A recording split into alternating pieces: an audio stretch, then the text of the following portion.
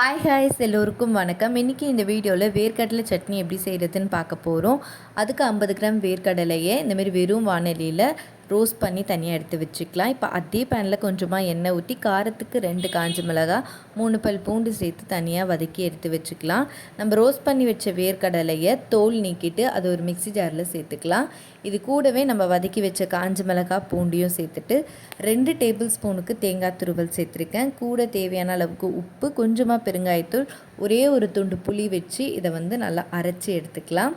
இப்போ இதில் தாளிப்பு சேர்க்க போகிறோம். ஒரு பேனில் கொஞ்சமாக எண்ணெய் ஊற்றி கொஞ்சமாக கடுகு, கொஞ்சமாக கருவேப்பிலை சேர்த்து அதை நல்லா இந்த வேர்க்கடலை சட்னியோடு மிக்ஸ் பண்ணி தேவையான அளவுக்கு தண்ணி ஊற்றி மிக்ஸ் பண்ணிங்கன்னா சூப்பராக இருக்கும். இட்லி தோசைக்கெலாம் செம்ம டேஸ்ட்டாக இருக்கும். கண்டிப்பாக ட்ரை பண்ணி பாருங்கள். அண்ட் நம்ம வீடியோக்கு மறக்காமல் லைக் பண்ணுங்கள். இன்னும் நிறைய பேர் சேனலை சப்ஸ்கிரைப் பண்ணாமல் பார்த்துட்ருக்கீங்க. ப்ளீஸ் மறக்காமல் சப்ஸ்கிரைப் பண்ணுங்கள்.